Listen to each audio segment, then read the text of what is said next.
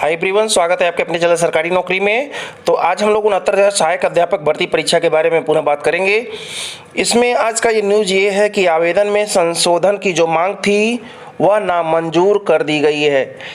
यानी कि सरकार की तरफ से अभी किसी को कोई भी सहमति नहीं मिली है कि किसी तरह का संशोधन इस भर्ती प्रक्रिया में मंजूर की जाए। कि बहुत सारे लोगों की समस्या यह है, कुछ लोग जात प्रमाण की पत्र की जगह निवास प्रमाण पत्र का नंबर डाल दे रहे हैं, कुछ लोग तो अपना कैटेगरी ही भूलकर गलत डाल दे रहे हैं।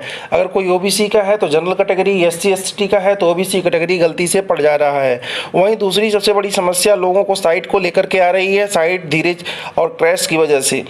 तो सबसे बड़ी एक और समस्या लोगों के सामने आ रही है मोबाइल नंबर को लेकर के, क्योंकि लास्ट डेट काफ़ी करीब है और इस समय तक अभी कोई भी किसी तरह की सहमति नहीं मिली है। कोई किसी तरह का संशोधन का जो मांग किया गया था मोबाइल नंबर को लेकर के, क्योंकि काफ़ी लोगों का मोबाइल गुम हो चुका है, कुछ लोगों ने अपना मोबाइल नंबर चेंज कर दिया है और बिना मोबाइल नंबर पर OTP आए फॉर्म को आगे अप्लाई नहीं किया जा सकता।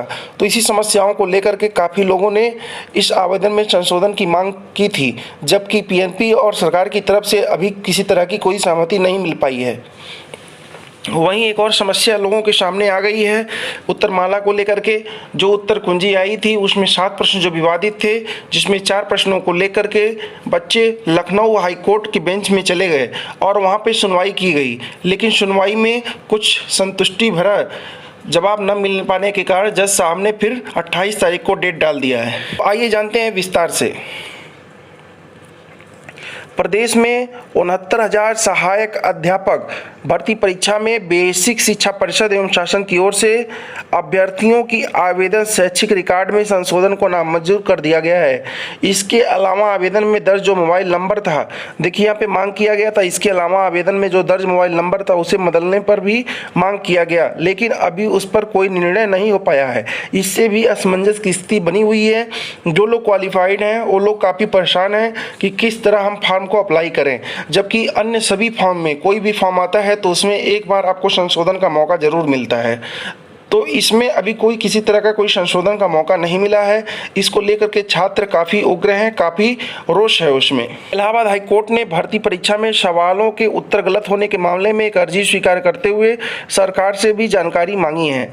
उत्तर कुंजी जारी होने के बाद हजारों अभ्यर्थियों ने प्रश्नों के विकल्प गलत होने या 2 विकल्प सही होने या आउट ऑफ सिलेबस सवाल से पूछे जाने की शिकायत करी थी।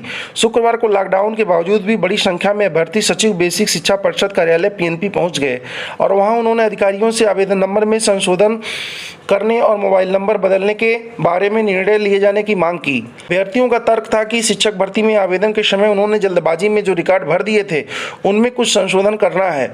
बस इसी को लेकर के मांग को लेकर के वे PNP कार्यालय पहुंचे थे, लेकिन वहां PNP सचिव ने पुलिस बुला करके उनको अपने दफ्तर से बाहर निकलवा दिया और बोला सरकार की तरफ से कोई इस तरह का हमें इशारा नहीं किया जा रहा है कि आवेदन में किसी तरह का संशोधन करें, जैसे कि मोबाइल नंबर चेंज करना, जैसे कि अन्य गलतियां जो हो जा रही हैं छात्रों से उनको सुधारना। जब तक कि संशोधन की सहमति नहीं मिलती है तब तक वो साइट पर किसी तरह का कोई भी अप्रूवल नहीं दे पाएंगे, जिससे आप अपने गलत भरी गई प्रविष्टियों को सही कर सकें। दूसरी जानकारी ये अभी हाईकोर्ट में 28 को जो सुनवाई होनी है, जैसा कि अभी आपको मैंने थोड़ी देर पहले बताया, हाईकोर्ट में इस समय जो जज हैं विवेक वर्मा जी, जो इस समय आपके आंसर की पर सुनवाई कर रहे हैं, ने रोहित शुक्ला व 110 अन्य अभ्यर्थियों की एक अर्जी को स्वीकारा है और उस पर राज्य सरकार से भी जानकारी मांगी है और याचिका की सुनवाई की गई, लेकिन उसमें सरकार के वकील की तरफ से कोई संतुष्टि भरा जवाब न दे पाने के कारण जज साहब ने इसको गंभीरता से लिया और उन प्रश्नों पर उत्तर को सही करने का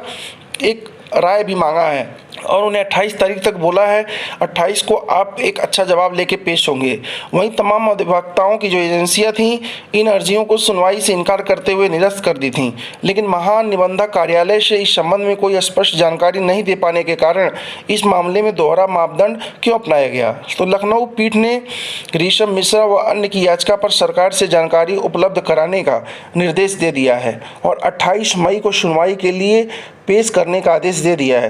तो देखते हैं हैं 28 तारीख को जितने लोग भी 4 नंबर से 3 नंबर से उनका रिजल्ट अभी रुका हुआ है, यानी कि जो रिजर्व कैटेगरी के हैं अगर उनका नंबर 86 नंबर है, 87 नंबर है और जो अनरिजर्व है उनका 94-93 नंबर है, ऐसे लोगों के लिए बहुत ही खुशी की बात है। एक खुशखबरी से कम नहीं है, क्योंकि जज साहब काफ़ी इसमें सीरियस हैं और ऐसे लोग जो लोग इतने नंबर से रुक रहे हैं, जो लोग बॉर्डर के 2-3-4 नंबर बैक हैं, अगर उन्हें इस तरह का कोई भी सुविधा मिलता है तो वो लोग भी इस भर्ती प्रक्रिया में शामिल होंगे।